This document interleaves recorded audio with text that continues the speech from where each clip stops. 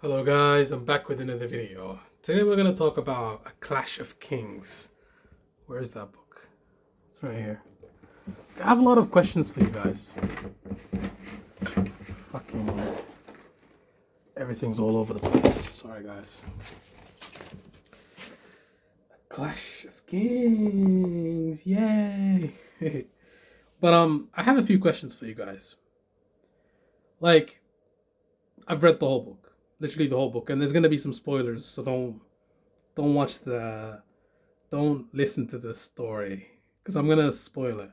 If you haven't seen it, and if you haven't read the books and you haven't watched the show, don't spoil it for yourself.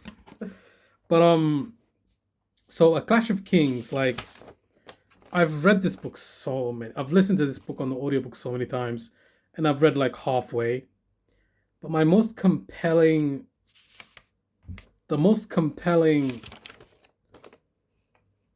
point of views for anyone that hasn't read this book, A Clash of Kings, it's basically based on like some kind of medieval feudal system between like a lord and then like a bishop or like king. You know how Henry Tudor was the king of England, and then he has all these lords beneath him, and then the bishops, and then the gentry and stuff.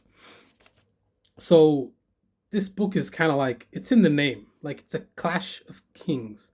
So if you've been following the story so far, a Game of Thrones is basically, it's like the foundation for the story. So you've already got an expectation of what to expect. But if you read it from the second chapter, like the second book, you're gonna miss a lot of stuff. But anyways, let's talk about the book. So basically there's all these different kings and different kingdoms vying for power.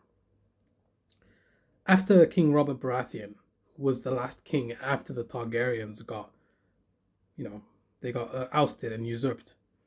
What happened was Robert Baratheon took power after his rebellion, and he changed the whole order of things, and he became the king of the Seven Kingdoms, Lord Protector, all the titles, Lord Protector, King of the Annals and the First Man, Protector of the Second Kingdom, Seven Kingdoms, whatever, of the seven kingdoms.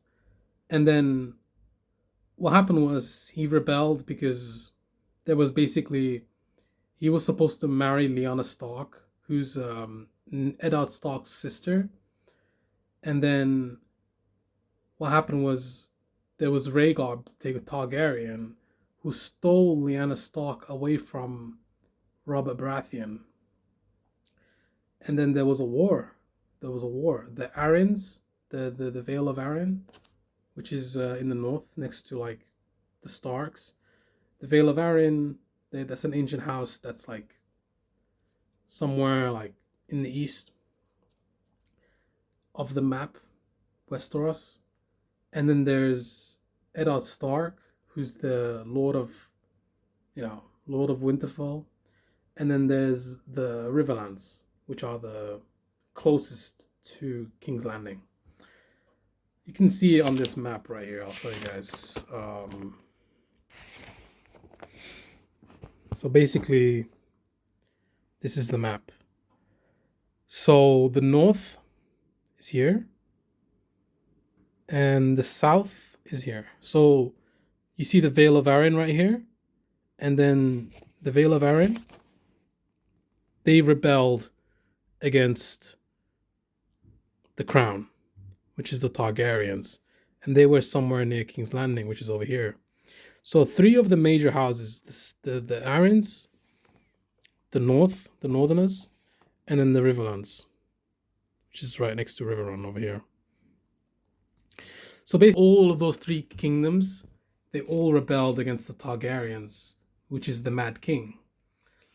And there's a whole backstory to that one. Like, the reason why he went crazy was because he got kidnapped by these outlaws, and then he was in Duskendale for like a few years. He went crazy, and then the Hand of the King, which was Tywin Lannister at the time, got him released and killed everyone there, returned him to King's Landing. But then what happened was it's just they just kind of fell out. Tywin and the king, they fell out because there was some issues like in terms of like who Cersei was gonna marry, like political reasons. And then he kicked him out of King's Landing, stripped him of the hand of the king, kept Jaime Lannister as the King's Guard, and then all hell broke loose once the Starks kind of came into the picture a little bit. Because Rhaegar stole Lyanna Stark, and then they went over to the King's Landing to try to get her back, or demand a trial by combat, or do anything to save their sister, right? Which, I mean, it didn't really make too much sense, because you think that the reality was that Lyanna Stark was actually the one that wanted to marry Rhaegar. She was kind of like a rebel.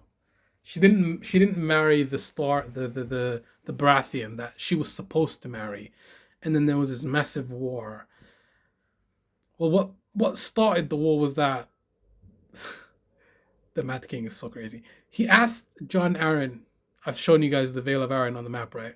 That was the Lord of the Arryns. So it was Jon Arryn. He was the Lord of the Vale.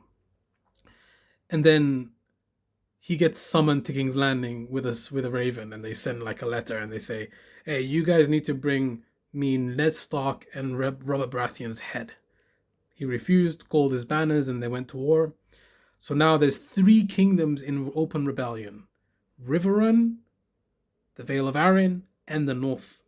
All 3 are in open rebellion. There's 7 kingdoms.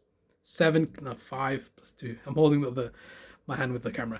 But 7 kingdoms in open rebellion. 3, no, not 7. 3 of them are open rebellion. 4 of them are kind of... And then there's the Tyrells in the south, who are loyal to the crown. And then the Dornish, they kind of stayed neutral. No, they didn't. Actually, I made a mistake. The Dornish were very, very much connected to the crown, because Elia Martell was being held captive, and just a bunch of different things. Like, there's just too much things to go into, but the whole 7 kingdoms were at war. I think there was... Maybe the Greyjoys were the only ones that were, like, neutral or something, but everyone was involved.